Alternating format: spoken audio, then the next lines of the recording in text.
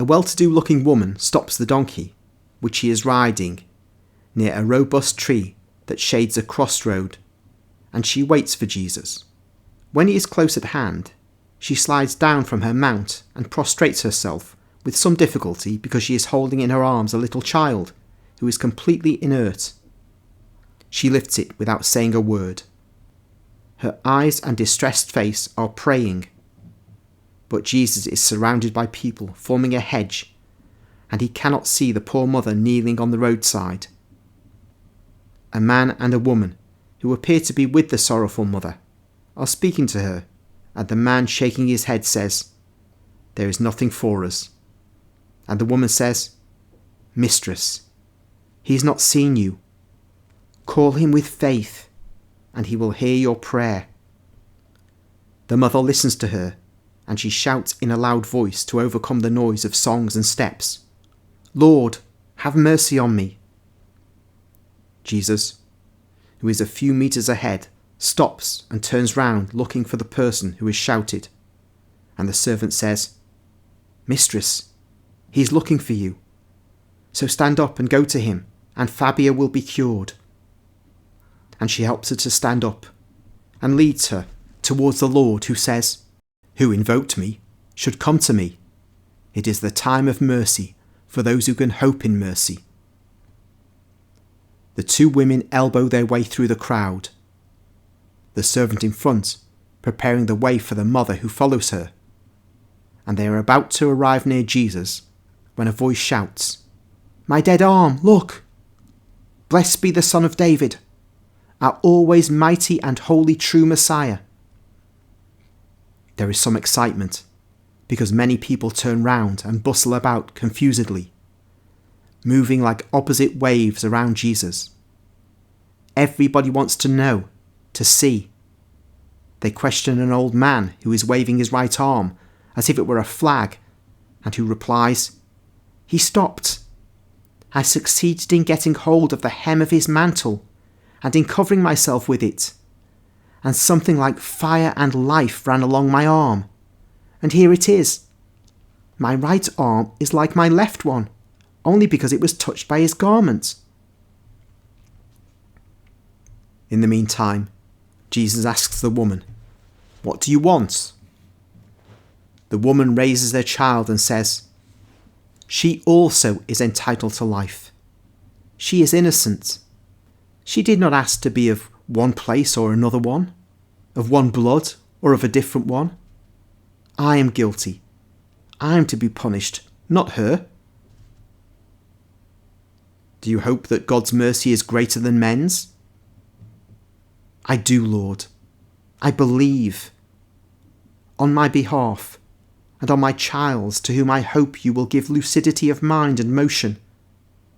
You are said to be the life. And she weeps.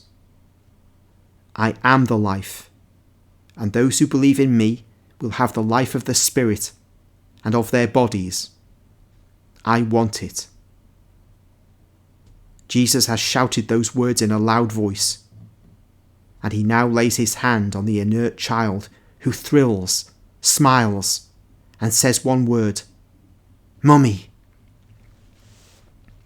She moves. She smiles. She's spoken. "Fabius, mistress."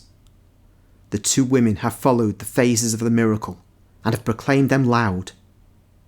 And they have called the father who pushes through the crowd and arrives near the women when they are already at Jesus' feet weeping, and when the servant says, "I told you that he has mercy on everybody." And the mother says, "And now forgive me also my sin." Does heaven not show you, through the grace granted to you, that your error has been forgiven? Rise and walk on the new way with your daughter and the man you have chosen. Go. Peace be with you, and with you, little girl, and with you, faithful Israelite. Great peace to you for your loyalty to God and to the daughter of the family you served and you kept close to the law with your heart. And peace also to you, man, who have been more respectful to the Son of Man than many in Israel. He takes his leave of them while the crowd, after leaving the old man, takes an interest in the new miracle for the paralysed, dull-witted girl, perhaps the consequence of meningitis, and who's now skipping happily, saying the only word she knows, probably the one she knew when she was taken ill, and which now she finds intact again in her revived mind. Father, Mummy, Eliza, the beautiful sun, the flowers. We can perhaps see, by a careful reading of the text, that Jesus wants the woman to know that the child's illness, which Maria Valtorta speculates is meningitis, has not been caused by God cursing the child because the woman, an Israelite, married a Gentile. He says, "Do you hope that God's mercy is greater than men's?" And she replies in the affirmative. So it seems that the woman has been given a clear message from her community that the child's illness is because she married a non-Jew. Whereas Jesus is saying, no, that's men. But God's mercy is greater than the way men are and their attitude to you.